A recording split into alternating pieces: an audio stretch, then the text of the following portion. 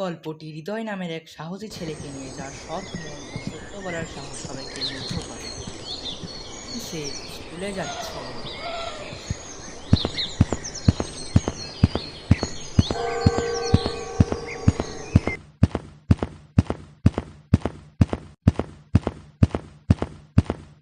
স্কুলে গিয়ে দেখে যে আশা ম্যাডাম রেগে আছেন, কারণ স্কুলের নতুন কম্পাস বক্সগুলো নিখোঁজ। ক্লাসরুমে আশা ম্যাডাম এসে বলে, নিয়েছো জ্যামিতি বক্সগুলো, সত্য কথা বলবে। তানিম বলে ওঠে, নিয়েছিলাম ভুল করে। দাঁড়িয়ে উঠে বলে, তানিম দোষ করেছে, কিন্তু সে সত্য কথা বলেছে। হৃদয়, তোমাকে পুরস্কার দেব আমি। হৃদয়, তোমার কথা আমাকে ভাবিয়ে তুলেছে, তুমি সত্যি কথা বলেছে। এসো, তোমাকে আমি পুরস্কার হিসেবে ট্রফি দেব। আশা ম্যাডাম হৃদয়ের হাতে ট্রফি তুলে দেয়। ট্রফি পেয়ে হৃদয় খুশিতে নাচতে থাকে। তারপর সে স্কুল থেকে ঘরের দিকে যেতে থাকে।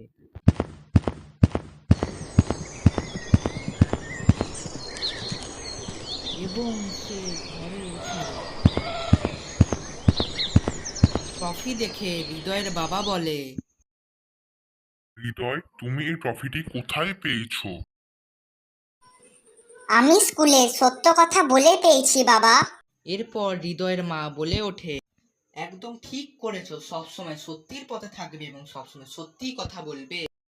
ভিডিওটি ভালো লাগলে লাইক করো, আরও নতুন মজাদার কার্টুন ভিডিও পেতে চ্যানেলটি সাবস্ক্রাইব করো এবং কমেন্ট করে জানাও ভিডিওটি তোমাদের কেমন লাগলো। আবার দেখা হবে নতুন গল্প নিয়ে।